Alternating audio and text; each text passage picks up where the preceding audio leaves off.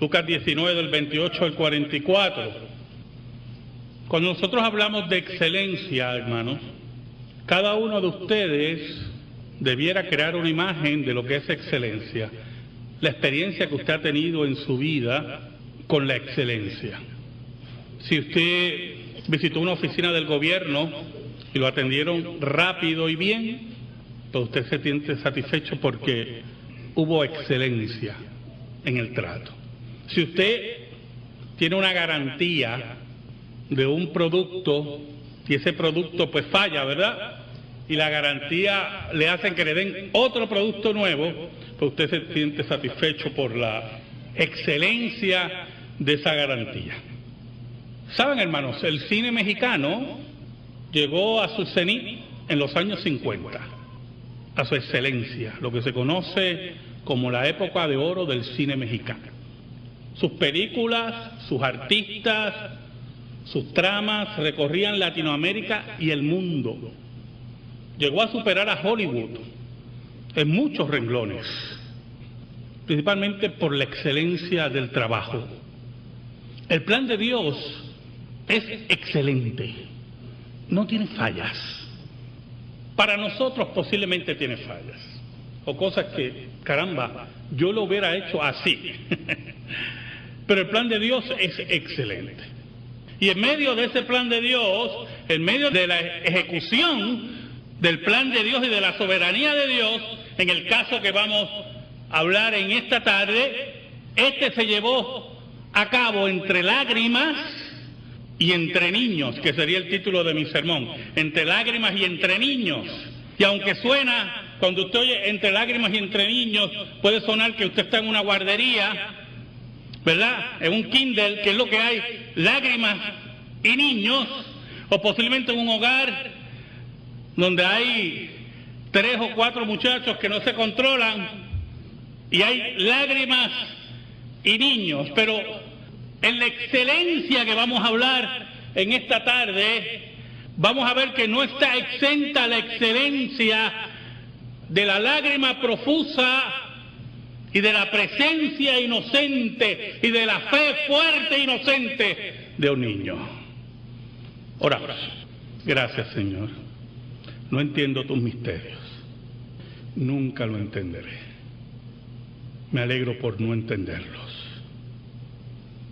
Yo te pido en esta hora, en el nombre de Jesús, que me escondas bajo la sombra de la cruz y que tú llegues al corazón de tu pueblo. Ayúdame, Señor, porque tú eres mi sostén. Perdona mis pecados y guíame. Por Cristo Jesús. Amén y amén. Saben, hermano, el cine mexicano llegó a superar a Hollywood en muchos renglones. Muchos de los tramas giraban alrededor de un secreto familiar. Y ese secreto familiar creaba intrigas, creaba celos, creaba abusos y hasta la muerte muchas veces. Esos secretos familiares, en esas, lo que llamaba, una vez mi hermana le llamó las tragedias mexicanas. ¿Quién no se acuerda de la excelencia de esos actores? ¿Quién no se acuerda de Sara García, de Libertad Lamarque, la novia de América, de Pedro Infante, de María Félix, de Marga López? Actores excelentes que le daban ese punto importante al cine mexicano. Películas donde los secretos iban develándose poco a poco ante las lágrimas y desesperación de los espectadores. ¿Quién no lloró frente a una película mexicana? Los muertos son los únicos que no lloran frente a una película mexicana. ¿Quién no se acuerda de Angelitos Negros? Esa película que recorrió toda Latinoamérica, que estuvo varias semanas en los cines en Puerto Rico. Una mujer de alta sociedad, racista, la cual tiene una mucama, una sirvienta negra, que es víctima de sus rechazos, aunque esa mucama la ama a ella como una hija. ¿Quién no lloró frente a Angelitos Negros? Un día, esa mujer de alta sociedad se casa con un hombre famoso y concibe una hija. ¿Saben, hermanos? Cuando Jesús pone su mirada frente a Jerusalén, es que sabe que se acerca la hora en la cual toda la obediencia pasiva de Cristo se iba a manifestar, la hora en la cual iba a demostrar, iba a hacer rabiar a los líderes religiosos. Jesús se dirigía a cumplir la profecía, esa profecía que había sido pincelada por Dios, escrita por Dios, y que se cumpliría al pie de la letra dentro de la excelencia del decreto y el plan de Dios. Siempre hablamos del pollino, ¿verdad? En esta época, y como cuando los discípulos van y piden el pollino y aquellos dicen, ¿qué usted hace? ¿Qué ustedes hacen? Y él le dijo, dile que el Señor los necesita. Y ellos dejaron ir el pollino, y muchas veces pensamos que fue una acción prácticamente milagrosa. Pero no, hermanos, tenemos que pensar también que Jesús tenía muchos conocidos y muchos amigos. Jesús tenía muchos amigos. Y cuando Jesús manda a sus discípulos a buscar el pollino y ellos le dicen, el Señor lo necesita, ellos eran amigos de Jesús. No había ningún problema. Y frente a ellos la profecía bíblica se va cumpliendo. ¿Sabe, hermano? Los fariseos y los enemigos de Jesús no estaban todavía preparados para asesinar al Maestro. Pero aquí entra en función el gran plan de Dios que nunca será frustrado. Si ellos pensaban atrapar a Jesús más tarde, un mes más tarde, o 2 meses más tarde, se equivocaron. Cuando Jesús entra triunfante a Jerusalén, Jesús obliga a los dirigentes religiosos a que su calendario, el pensamiento asesino, el pensamiento cobarde, coincida con el reloj de Dios, con el reloj del Padre. Dios había determinado una hora y una fecha para el rechazo y la muerte de Jesús. No era conveniencia de los fariseos, no era conveniencia del liderato religioso de Israel, era según el plan de Dios. Así es la excelencia, así es el Dios que nosotros servimos. Por eso es que Dios no tolera en ningún momento la indolencia, la irresponsabilidad con su obra. Por eso los reformadores nos enseñaron que todas nuestras actividades, sea en el gobierno, sea en la empresa privada, sea en negocios propios o sea en la iglesia, tienen que ser de excelencia, porque son para la gloria de Dios. La soberanía de Dios era la que dictaba las pautas en esa última semana de Jesús. Y usted dirá, pastor, en toda la vida de Jesús. Sí, lo que estamos hablando es de la última semana. En esa última semana donde los eventos se agolpan, como si los eventos se aligeraran. No hay ninguna ligereza. Se va cumpliendo el plan de Dios. ¿Sabe? Esta mujer de la alta sociedad tiene una hija. Y esa hija nace de piel negra. Cuando se la traen, ella está en el hospital, ella pregunta que si era una broma. Y dijeron que no, esa es su hija. Y ella inmediatamente entra en un trauma y la rechaza. Y se vira hacia su marido diciéndole, por ti la herencia es tuya. Tú eres el culpable de que yo tenga una hija negra. En ese proceso, la niña empieza a crecer Y ella en todo momento muestra su rechazo, muestra en todo momento su alejamiento, y la niña empieza a sentir en lo profundo de su ser algo que es muy importante, que lo voy a decir en esta tarde. Así como hay excelencia para el plan de Dios, y así como hay excelencia en nuestros trabajos y para el bien, también hay excelencia para el mal. Y no hay cosa más excelente que hacen los seres humanos que el mal. Porque responde a su naturaleza, responde a su rechazo a Dios, responde a sus prejuicios, al pecado sembrado en su vida. De allí ella, en forma excelente, meticulosa, rechazaba el fruto de su vientre.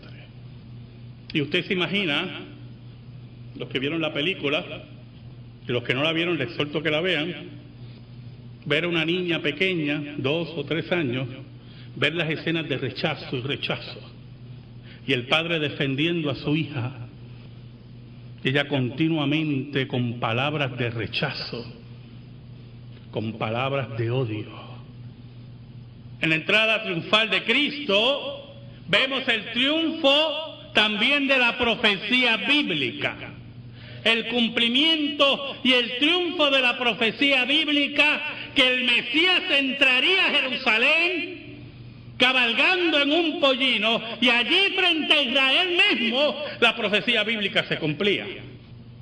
Yo siempre me preguntaba, le soy muy sincero, ¿por qué esa euforia con Jesús? Una euforia un poquito inusitada para ese momento. ¿Sabe algo? Lucas, en el capítulo 18, nos dice que antes de la entrada de Jesús a Jerusalén, Él hizo un milagro increíble. Sanó un ciego de nacimiento. Yo quiero que usted me escuche muy bien. Los que saben aquí un poquito de medicina. Usted sabe que si usted no utiliza una extremidad, la misma se atrofia. Hay un momento que se atrofia. Se convierte totalmente inútil. Un ciego de nacimiento, ya de edad como era Bartimeo, no solamente estaba totalmente atrofiado en su vista, que no había operación que lo salvara. Por lo tanto, cuando Jesús hace el milagro, dice Lucas 18, fue un milagro extraordinario. Era un hombre ciego de nacimiento, pero interesante, porque Juan es el único que registra que cuando Jesús entra a Jerusalén y las multitudes están gritando, Hosana al Hijo de David, bendito el que viene en el nombre del Señor, Juan es el único que registra que la gente estaba eufórica por la resurrección de Lázaro. Si usted va a Juan, capítulo 12, versículo 17, dice la Biblia que estaban hablando de la resurrección de Lázaro. Por lo tanto, las multitudes estaban eufóricas porque el Mesías que habían esperado, sus señales estaban allí, no solamente sanando a ciegos de nacimiento, sino resucitando muertos. Y ahí estaba eufórica toda la multitud. Allí estaban alabando a Jesús. Allí estaban declarándolo como el heredero al trono de David. Allí estaban todas esas personas mirando los milagros de Cristo y afirmando su derecho al trono. Había un problema, hermano. ¿Sabe? Los latinos, principalmente los latinos, somos dados a las euforias. Aunque yo mido esos juegos de fútbol de los europeos, pero dejando los juegos de balompié, y tiene esa tendencia el latino a la euforia y a cegarse con la euforia. Y el ambiente era tremendo, hermano. Milagros por doquier, muertos resucitados, y Jesús proclamado como el heredero al trono de David por todo Israel, cumpliendo la profecía frente a los ojos de sus amigos y de sus enemigos. Ah, hermanos, pero hay dos pasajes que suenan contradictorios y no lo son. ¿Saben? Mateo registra algo muy importante. Dice que un grupo de niños, y es muy importante lo que le voy a decir, Reina Valera dice jóvenes o muchachos, ahora se me escapa el término, no dice niños. Pero cuando usted va al original, dice niños, y la mayoría de las traducciones traducen niños. Por lo tanto, en Reina Valera se pierde el sentido. En Mateo 21, del 15 al 16. La Biblia dice que un grupo de niños dentro del templo gritaban: Hosana al Hijo de David, bendito el que viene en el nombre del Señor. Un grupo de niños eufóricos posiblemente por la multitud, llevados por la multitud, pero con la inocencia y la fe que caracteriza a un niño y no con el chauvinismo que rodeaba a Jesús. ¿Y por qué el chauvinismo? Saben, hermano, hay una escena muy famosa en la película de Angelitos Negros, muy famosa, que cuando yo la narre, muchos de ustedes de mi generación o más allá de mi generación se van a acordar. La niña, mire, de 3 o 4 años, en una actuación espectacular, ¿oyó? Espectacular. Va al cuarto y busca un envase de polvo. Toma el envase, toma la mota y se empieza a llenar de polvo. Y va donde la mamá. Y le dice, la mamá la mira: ¿qué tú haces? Pues ya que tú no me quieres negra, ahora soy blanca. Ríos de lágrimas en los cines, oyó, con esa escena. Es el único momento antes que se revele la verdad y el secreto de familia que ella abraza a su hija. Es el único momento que se oye como un gemido de parte de ella, viendo el dolor de su hija por el rechazo. Los fariseos le dicen a Jesús: reprende a estos niños, ¿no los oyes? Es interesante porque Lucas nos dice que los fariseos le dijeron a Jesús que reprendiera a la multitud, y Mateo nos dice que también le dijeron: reprende también a estos niños. Por lo tanto, si usted une a los evangelios, toda la multitud, niños, jóvenes, ancianos, gritaban a Jesús: Hosana el que viene. Y siempre usted se debe preguntar por qué los fariseos no callaban a la multitud, por qué mandaban a Jesús. Le tenían miedo a la multitud, profundo miedo. Cuando le dicen a Jesús: ¿tú no escuchas a estos niños? ¿Tú no escuchas a estos niños? Mándalos a callar. Jesús le contesta con un versículo: ¿nunca leísteis de la boca de los niños y de los que maman, perfeccionaste la alabanza? ¿Perfeccionaste la alabanza? Yo quiero que usted entienda muy bien ese versículo. No me venga con romanticismo: qué lindo, el nene llorando y como dice aleluya. No es eso. Nada de eso es. Nada de eso. No me dañe la profundidad del mensaje de Dios. Mientras la multitud que rodeaba a Jesús te decía: Hosana el que viene, bendito el que viene en el nombre del Señor, esa multitud pensaba en el Jesús político. Esa multitud pensaba en el Mesías que derrotaría a Roma y pondría a Israel sobre todos los pueblos. Era un pensamiento chauvinista, era un pensamiento terrenal, pero los niños era una cosa muy diferente, hermano. Allí en la sencillez, allí en la fe genuina, aquella que le cree todo a Dios y no teme a ningún enemigo, allí en ese corazón de niños no había nada de chauvinismo. Allí había la proclamación de la fe de un niño hacia el Salvador. Es allí que se perfecciona la alabanza, porque no es la alabanza para ver quién me oye, porque no es la alabanza para ver si levantamos a Israel, es la alabanza pura a Dios, sin esperar nada. Si tenéis la fe como un niño, decía Jesús, ¿Sabe? En toda la película, no solamente esta mujer rechazaba a su hija, también rechazaba a su mucama, que era su nana. La había criado desde pequeña. Y para ella era su hija, pero ella le escondía cuando venía la gente de la sociedad. Hay una escena tremenda en la película, la excelencia, hermano, la excelencia. Que siempre desde este púlpito se oiga la excelencia. Hay una escena tremenda en la película, hermano, tremenda, donde ella está con sus amigas y ella tenía escondida a la niña, y la niña llega y le dice mamá.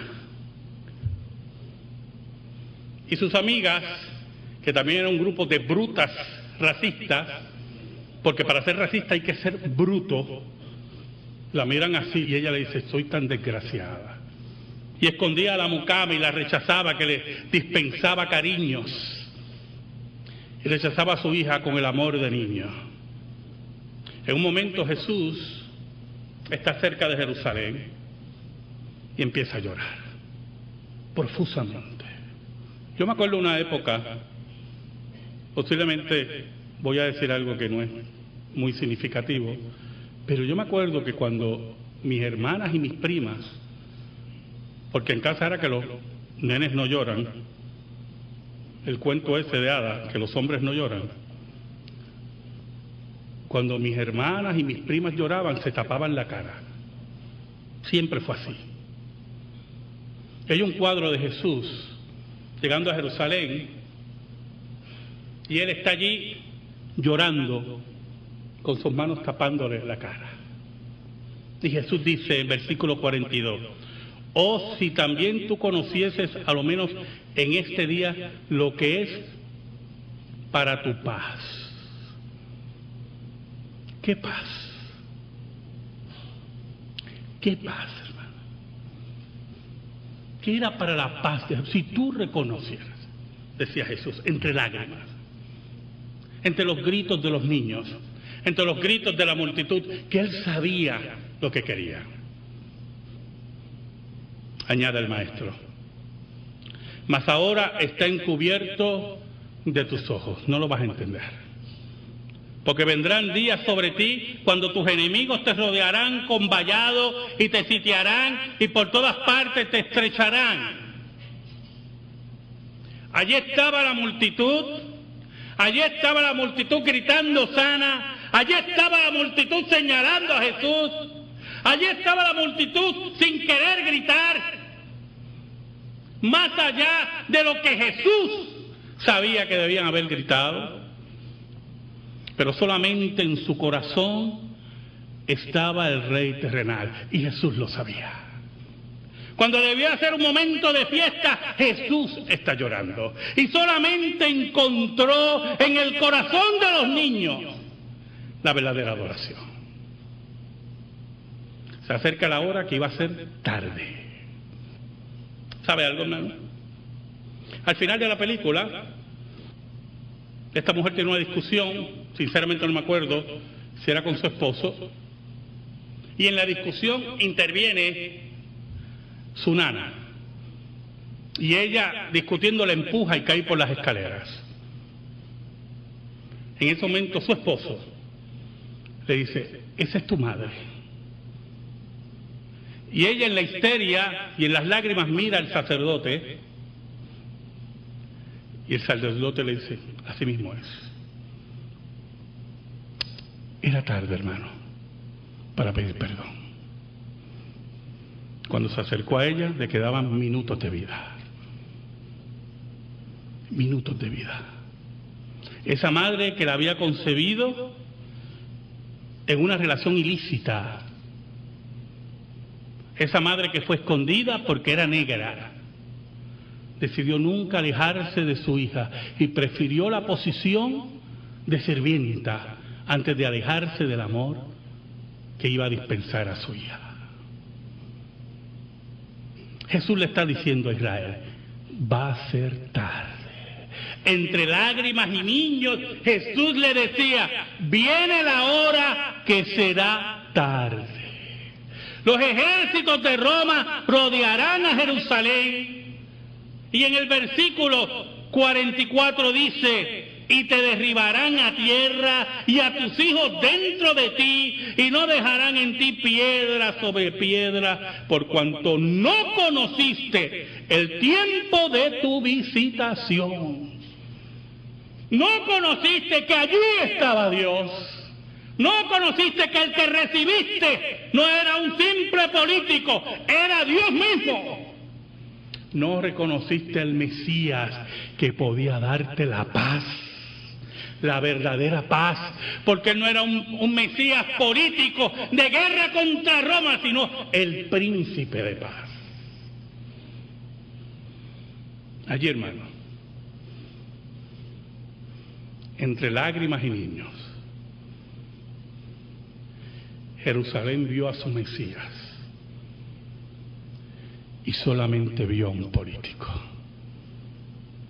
Fue la hora negra para Jerusalén. Fue la hora triste para Jesús. Amén. Gracias te damos, Señor, por tu palabra eterna que no se equivoca. Atesórala en nuestra vida. Por Cristo Jesús. Amén. Y amén. Estamos en silencio, hermano.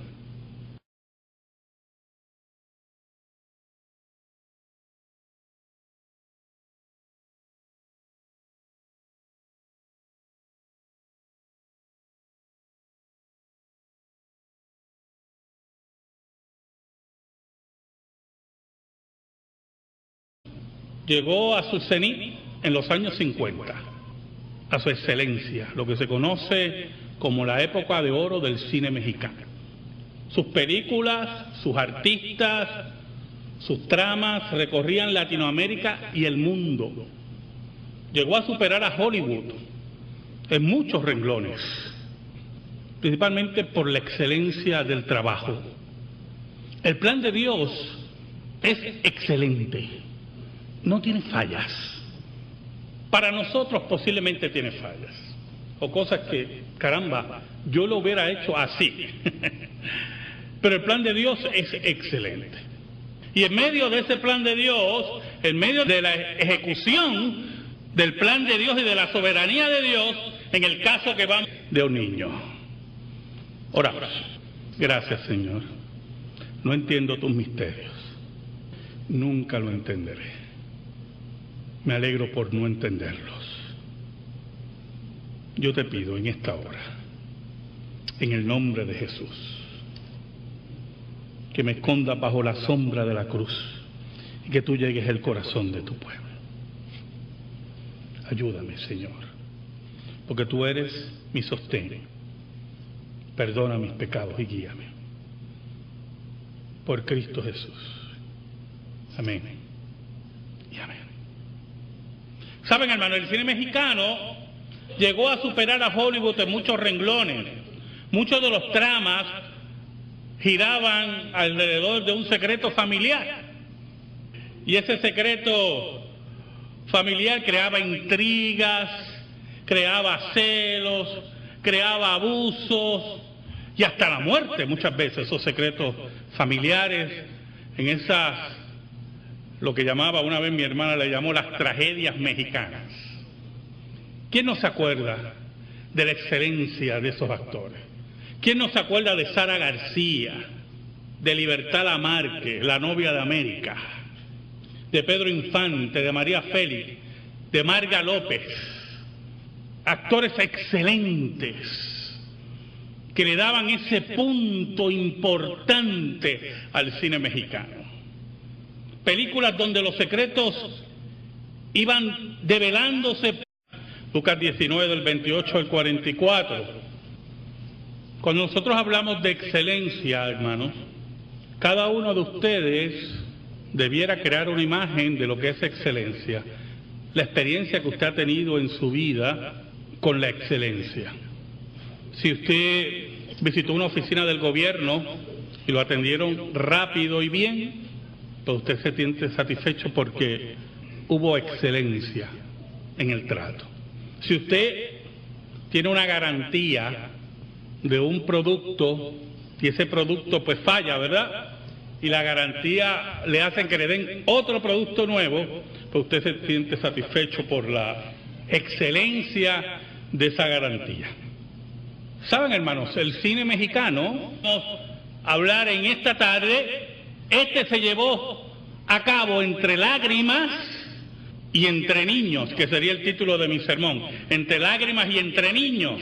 Y aunque suena, cuando usted oye entre lágrimas y entre niños, puede sonar que usted está en una guardería, ¿verdad? En un kinder, que es lo que hay, lágrimas y niños, o posiblemente en un hogar donde hay 3 o 4 muchachos que no se controlan y hay lágrimas y niños. Pero en la excelencia que vamos a hablar en esta tarde, vamos a ver que no está exenta la excelencia de la lágrima profusa y de la presencia inocente y de la fe fuerte e inocente